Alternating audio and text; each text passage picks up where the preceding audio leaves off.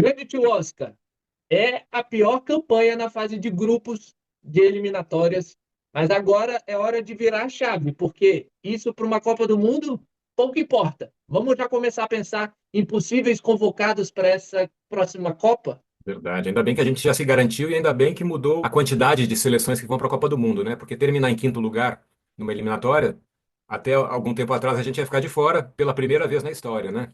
A gente ia pela primeira vez disputar uma repescagem, correr o risco que está correndo a Itália de novo, infelizmente fruto de um trabalho, de um ciclo de Copa muito bagunçado da CBF, mas que agora, próxima data FIFA em outubro, a gente já pretende, já espera enxergar novos não, nomes repetidos e da lista dos 26 jogadores que vão à Copa, eu consegui já pensar aqui em uns 23. Se a gente começar com a lista dos goleiros, eu não sei você, mas dois a gente já tem quase certeza, né? Eu não tenho dúvida que o Alisson é o atual titular, né? Até um tempo atrás ele brigava com o Ederson, mas o Ederson teve uma queda técnica, né? Inclusive saindo do Manchester, indo lá para a Turquia.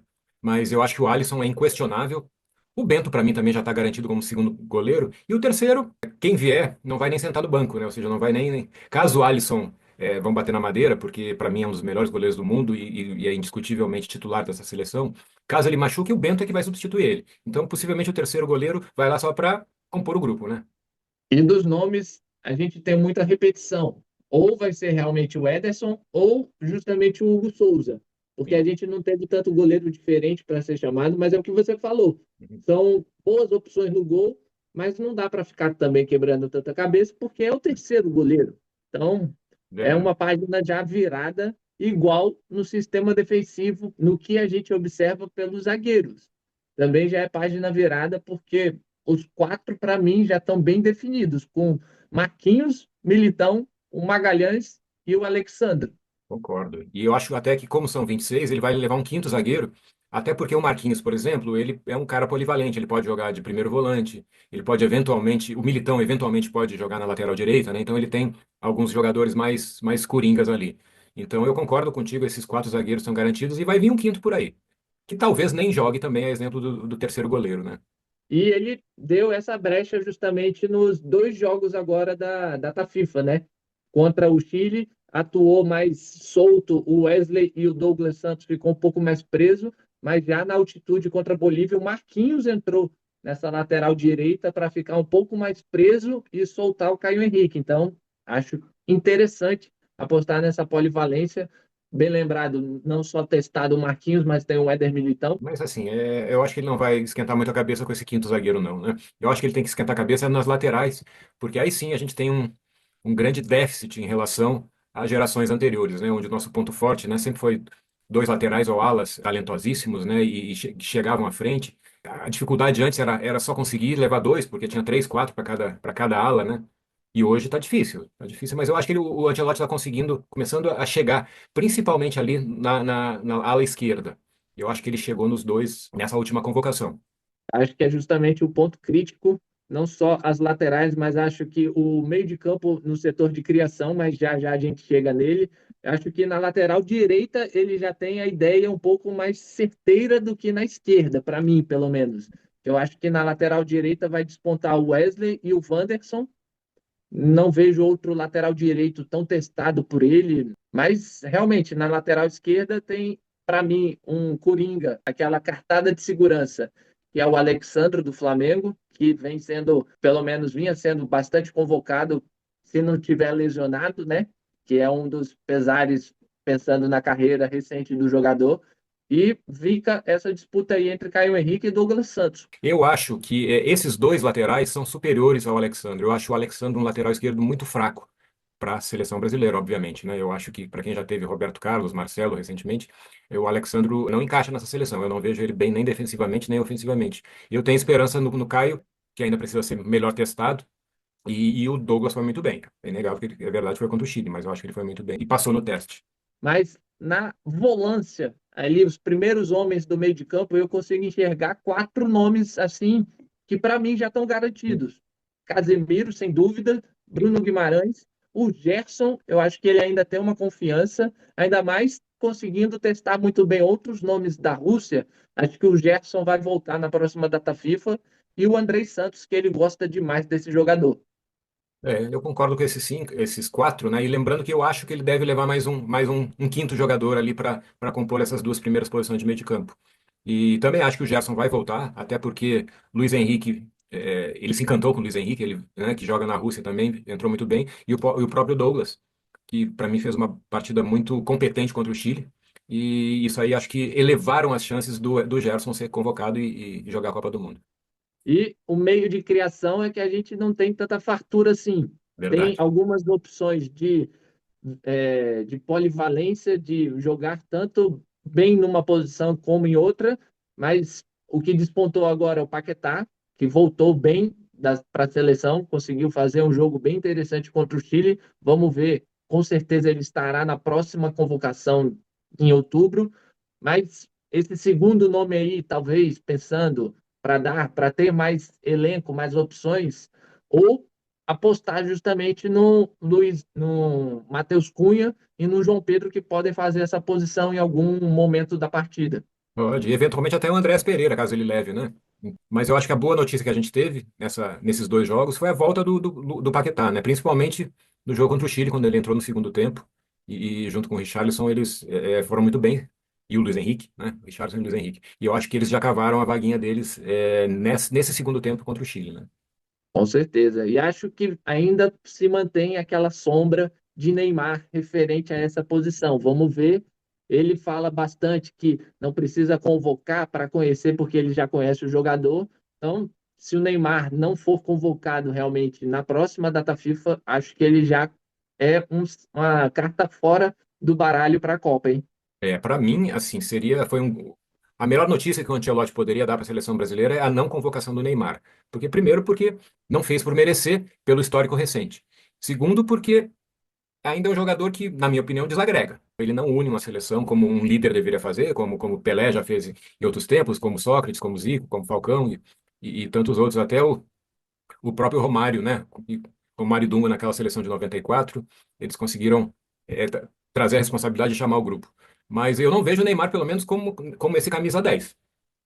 O Ancelotti até pode tentar ver se ele joga mais avançado ao estilo Cristiano Ronaldo na seleção de Portugal e no Al Nassr hoje em dia, né? Porque o camisa 10 ali, o Lucas Paquetá, se for, é aquele cara que tem que voltar, tem que compor, tem que marcar, e o Neymar não faz nada disso, né? Lembra da Copa de 2018, que o Tite teve que inventar o Gabriel Jesus de centroavante, mas na hora de marcar o Gabriel Jesus que voltava, e aí não dava conta de chegar na frente e queimou o menino, né? É verdade, bem lembrado. Tudo isso para E poupar o menino Ney, né? eu acho interessante essa análise. Vamos ver, tem muita gente que ainda quer tentar ver, resgatar aquela sensação de que o Neymar ainda pode render. Eu vou confessar que eu gostaria de ver ele pelo menos na próxima convocação para a gente ter aquele, sabe, aquela impressão que a gente tem para colocar na prática realmente para a gente esquecer esse assunto, ou de vez, ou realmente apostar num possível retorno. Mas lá na frente temos nomes assim, fartura, né? Vamos Na começar. zaga e na frente, assim, é onde a gente não precisa se preocupar, né? Aliás, quem tem que se preocupar é o Ancelotti para ver quem é que ele vai colocar e quem é que ele vai deixar de fora. Mesmo assim, os que ficarem de fora vão ser sempre opções boas para entrar num segundo tempo, né?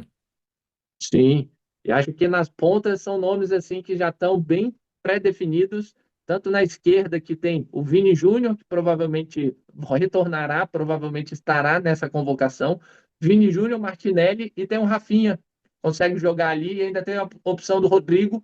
Vamos ver que ele tem esse momento aí um pouco mais nebuloso. E na direita tem opções boas e não tão fartas como na esquerda, mas Estevão e Luiz Henrique já despontam aí como os favoritos. E o próprio Rafinha, né? Que o Rafinha, ele originalmente ele é um atacante ali pelo lado direito de cortar para o meio e ele como canhoto, né? Chuta muito bem. O próprio Antony, que tem as mesmas características, né? Vamos ver como é que ele agora que assinou o contrato com o Betis em definitivo, né? Foi adquirido, pode ganhar uma sequência como ele teve no ano passado, foi muito bem. E ali na frente, o Richarlison tem a confiança do Ancelotti, já trabalharam juntos no Everton, e ele também pode eventualmente jogar mais pela direita. Então, assim, para os dois lados, o Brasil tem muita fartura, né? Tem um certo problema ali para aquele cara mais centralizado, e aí talvez o Neymar possa entrar. Mas, assim, o Ancelotti também já tem bons nomes ali, né? Eu acho que é justamente, você identificou um possível nome no meio de campo, como um teste ainda a ser feito na próxima data FIFA, um possível quinto zagueiro, e eu acho que é esse camisa 9, um 9 realmente com as características de um centroavante, porque a gente tem boas opções, que são o João Pedro e o Matheus Cunha, mas que não são aquele 9 de referência. João Pedro consegue fazer essa função muito bem, mas é um atacante muito móvel. Então acho que ainda é também um setor que vai ser observado nessa próxima convocação, porque para mim o Richarlison, mesmo que tenha a confiança do Ancelotti, não mostrou serviço nem contra o Chile, nem contra a Bolívia, mesmo entendendo que a Bolívia não foi um jogo para a gente observar, não foi um teste realmente adequado. Mas ele sai na frente pela confiança do treinador e pela polivalência que ele tem, que joga avançado e joga também nas pontas. Contra a Bolívia mesmo, o Ancelotti utilizou ele mais pelas pontas, pela Sim, ponta esquerda. Mas tem aí alguns nomes. Caio Jorge teve o azar de ser convocado e de se lesionar, mas exato. ainda tem aí a sombra de Pedro voltando a jogar bem e do Igor Jesus, que está esperando uma nova chance, já que quando foi convocado também correspondeu, né? É verdade. Mas vamos lembrar que o Ancelotti, no último ano no Real Madrid, não tinha um centroavante de ofício, né? Ele conseguiu montar um ataque ali que mesclava muita movimentação e talento, né? Então talvez ele possa fazer isso. Ele não precisa necessariamente ter um centroavante, um número 10 característico, né? Talvez seja interessante ele ter um número 10 como opção de banco, né? O ataque não me preocupa as duas alas e aquele número 10 ali. Tenho que concordar. E a gente fica realmente agora ansioso para ver essa próxima convocação, essa repetição, esses testes poucos, mas ainda necessários. E vamos confiar. Vamos lembrar que o Ancelotti pode ser o nosso Filipão de 2002, né? Porque quem lembra daquele ciclo de Copa do Mundo 2002 era a mesma bagunça. Nós tivemos três técnicos antes do Filipão, até que o Filipão assumiu um ano antes da Copa do Mundo, e o resto da história todo mundo sabe, né? E todo amante do futebol, mesmo que não admita, tem o lado supersticioso. A gente perdeu em 2002 para Honduras, essa temporada a gente está perdendo para Bolívia, e em 2002 foi justamente a pior campanha que a gente tinha nas eliminatórias. Então a gente conseguiu piorar a campanha para, quem sabe, manter essa superstição aí tão aquecida no coração. É verdade, né? Só vamos lembrar que em 2002 a gente tinha Cafu e Roberto Carlos nas laterais e aquele trio mágico, os três R's, né? Ronaldinho, Ronaldo Fenômeno e Rivaldo, né? Mas eu acredito que ali para frente a gente pode ter uma qualidade não igual, mas próxima, né? Penando as alas que talvez o Ancelotti consiga combinar com um meio de campo um pouco mais de chegada, né? É isso, vamos com o Carlinhos e acreditar que pode vir esse tal do Hexa que a gente tanto espera. É verdade. Eu confio muito no trabalho do Ancelotti. E sorte pra gente.